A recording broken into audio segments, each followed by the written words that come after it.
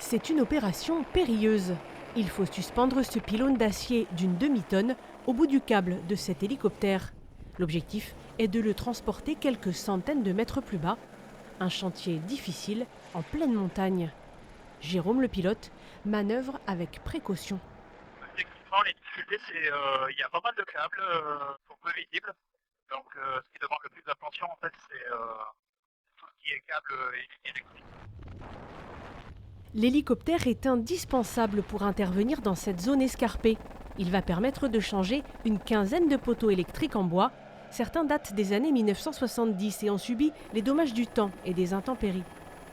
Une fois les nouveaux pylônes livrés et fixés, l'équipe de Julien raccorde les câbles électriques suspendus à 13 mètres de haut. Ils assurent la continuité électrique entre deux ancrages, donc ils sont en train de raccorder la ligne de part et d'autre avec un câble qui permet la continuité électrique. Alors, le point de vigilance ici, c'est surtout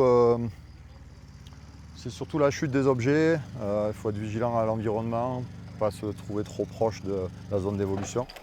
Travailler sur ces pentes raides est un véritable défi. L'opération mobilise des dizaines d'agents spécialisés et du matériel bien particulier.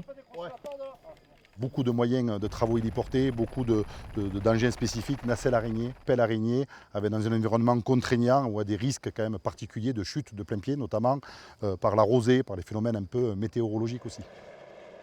450 000 € pour rénover ce tronçon d'1,6 km, une ligne qui dessert un restaurant et une antenne relais dédiée uniquement au secours. C'est un budget conséquent.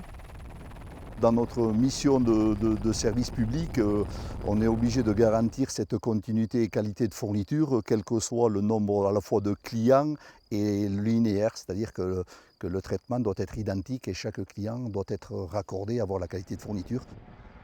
Le chantier débuté en novembre dernier et interrompu par l'hiver devrait être terminé cet été.